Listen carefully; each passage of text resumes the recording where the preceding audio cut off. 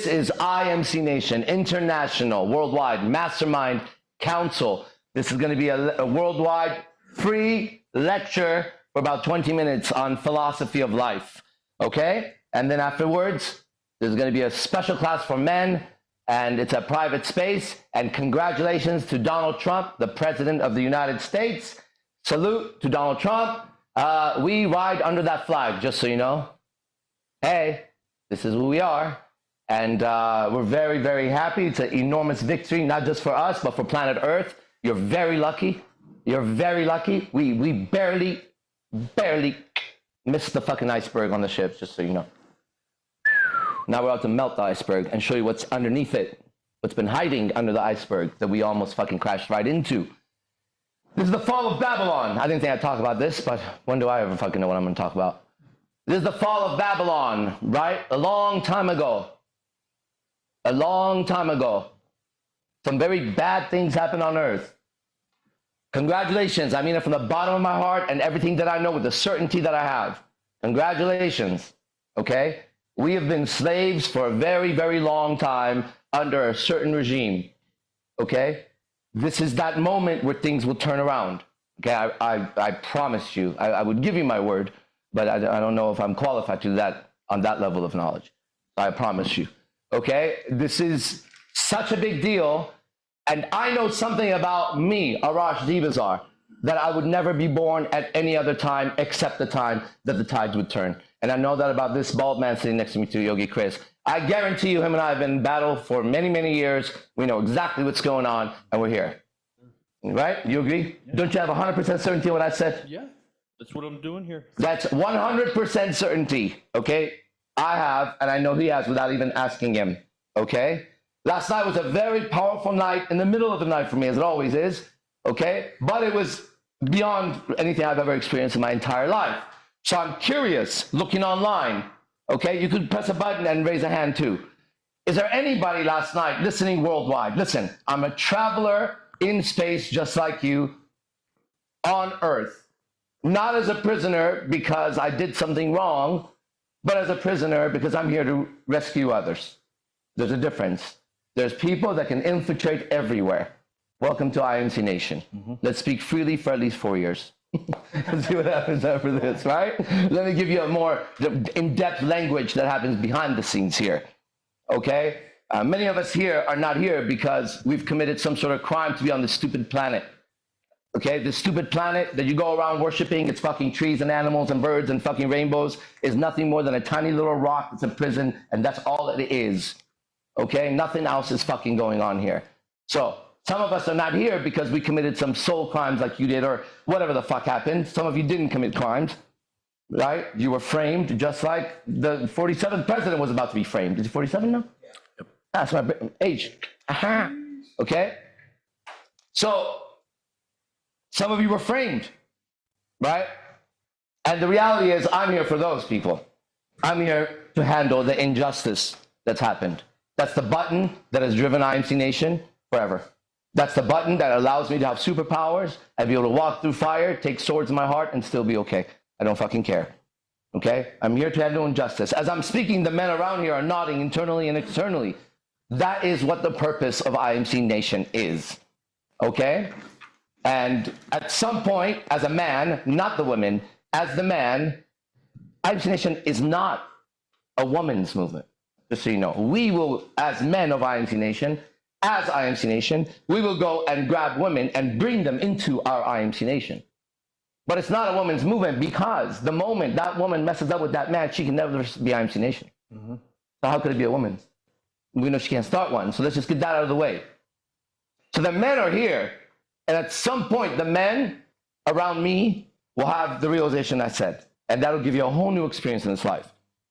But up until now, you've been trying to go to the hospital for yourself every day, but you've actually been healed from day one.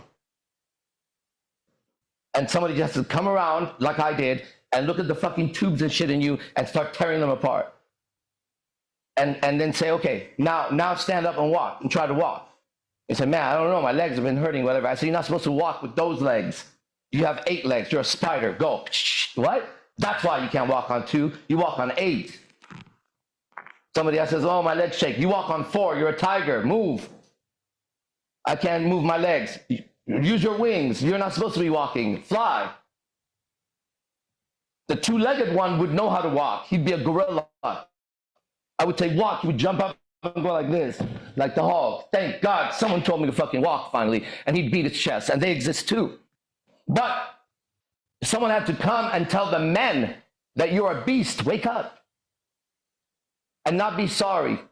And the first time in probably your time, whatever that timeline is, you heard that on YouTube and you admired it, was when Jordan Peterson said, every man's got to be a monster. You know, a good man has got to be able to violence, blah, blah, blah. And that became a viral fucking thread that I've been saying for 17 years or whatever the fuck I've been saying. But it's okay. Look at the way I look. Look at the way he looks. Right? People are not supposed to listen to me. I look like this so that the one that pretends to be a beast will be afraid to be around this one. The one who is a beast will be attracted to this one. Let's go. Right? But if you look like Jordan Peterson, which I highly admire, I'm not talking shit about him, talking about the society. But if you look like Jordan Peterson, then you're married and have a kid, and I love my wife, and I went through all this anxiety, whatever. Fuck my anxiety, fuck my breakups, fuck whatever the fuck I've gone through. Who gives a shit? Look at what I'm doing. Look at my character that I built through all that shit. You wish you had as much troubles as I did in your life to be this strong. You wish God had given you the gift of so many heartbreaks so you could stand here and truly, or sit here and truly understand what love really is. How can you know what love is if you only broke your heart once? You don't know shit yet. Okay? And you're not a woman. I'm not speaking to women. They like hearing it. Who doesn't admire a powerful man? Which woman is not attracted to a powerful man? Well, that's the IMC Nation way of getting women, by being a powerful man. That's the end of it. No other way of doing it. Yesterday on Instagram, I was with a few of my girlfriends, and there was this guy, and he said he was teaching social dynamics. I'd never seen him before. And he was like, I don't want to go over what the fuck he said. What he said was true. It was true, right? He gave a true datum. But as he was talking, I said out loud, but do you sound like that and say it like that? Because then it won't work. And I turned to my girlfriends and I said, I can walk up to a woman and say, is there a frog here? And it would work better than that shit. Because the heart speaks, right? And this heart is not just pure, it's powerful. It's fearless. It's anchored in the depths of hell and tethered to the depths of heaven. So it holds in the middle on earth. It's got one fucking tentacle going way down to as far to hell as any human being could ever possibly go to.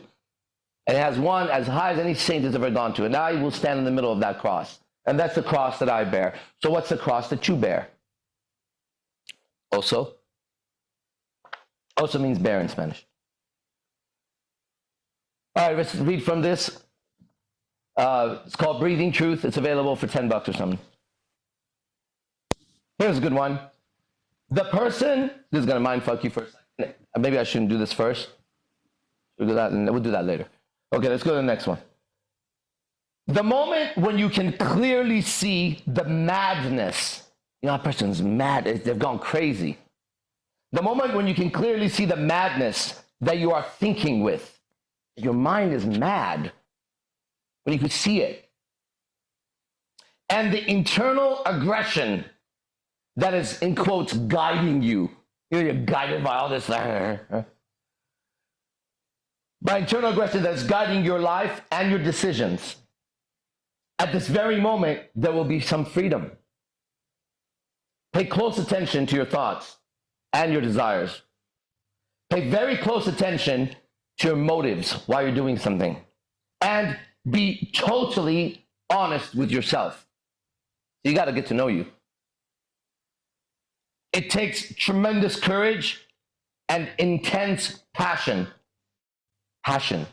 suffering to do this. Your peace of mind is waiting for you. Next. Oh, I like this one. Life is posing you a question. Life, the universe or God, existence, is asking you a question. Posing means giving you one for you to do something. Life is posing you a question.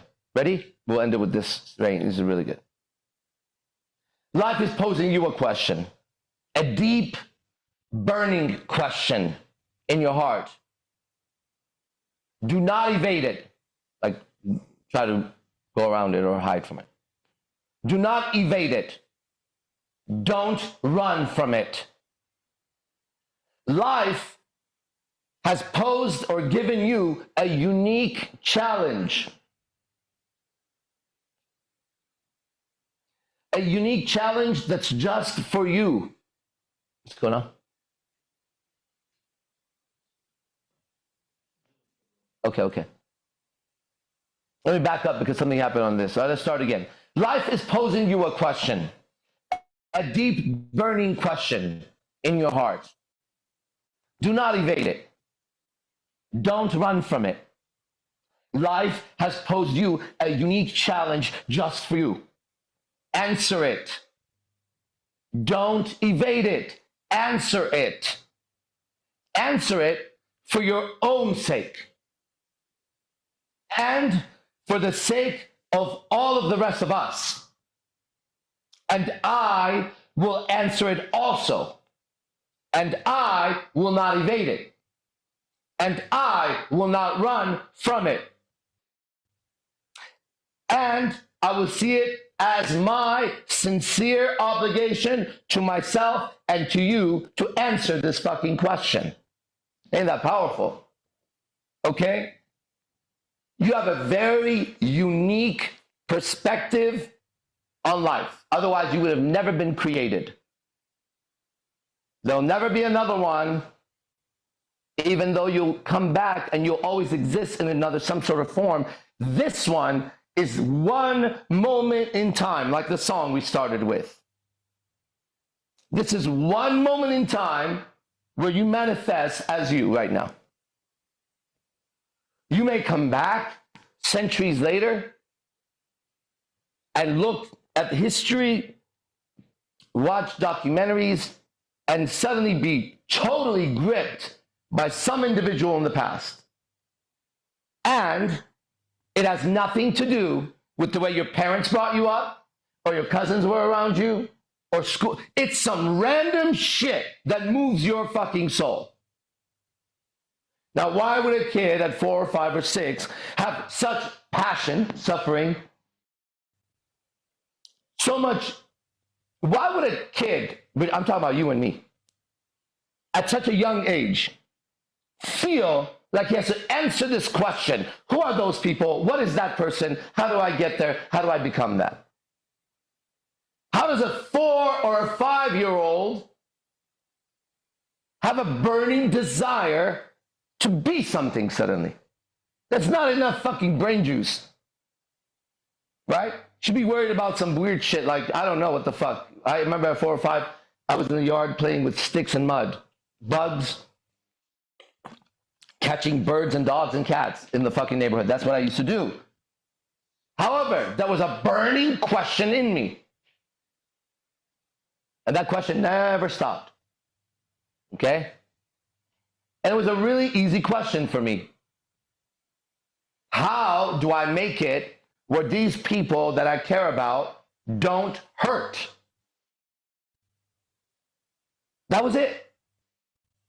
Right? If I saw my mother or my father at a very young age upset, that's what went through my mind. If I saw my cousins, any of them cry or whatever, that went through my mind. How do I stop that? Everything else I didn't give a shit about. Everything else was just play, right? It never took my attention. It was just existing. Birds chirping, lions roaring, fish swimming. I watched Bazaar playing as a fucking 1, 2, 3, 4, 5, 6, 7, 8, 9, 10, all the way to 47. But then something would stop the game. Something would just get right in front of the game.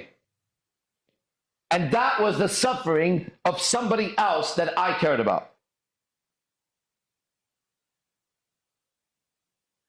Now, as I give you these words, I can tell what's happening to some of you. That's the gift of being me, my unique voice.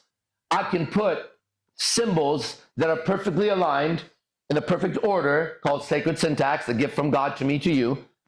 I can put it together, and when these words go together, it's music to your soul. You go, oh yeah, I know exactly what he's saying.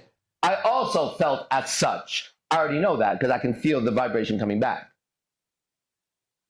Life was just a game until somebody I cared about was hurting. Now, it wasn't even myself, and I'll tell you why, and you'll see how you had the same experience. Because I remember at some point, I must have been less than 4.5 because I left the country where I was in at 4.5 years old, right? So this memory is still in that house, in that country. I was downstairs playing with the kids. We had this neighborhood thing happening over there. And I started to lose my voice for no reason. And I was like, my voice is going away. So I went to my mom and she gave me this orange pill, whatever the fuck it was, like to fix it. It wasn't like Halls or anything. It was way back in time. And so I was downstairs. At some point, I completely lost my voice. I remember as a kid. I was like, my parents were tripping. And so they brought the fucking neighbors and then I don't know, they gave me some stuff, some fucking tea with honey and stuff like that. And then my voice started to come back and then it started to come back and that was it. We don't know what the fuck happened.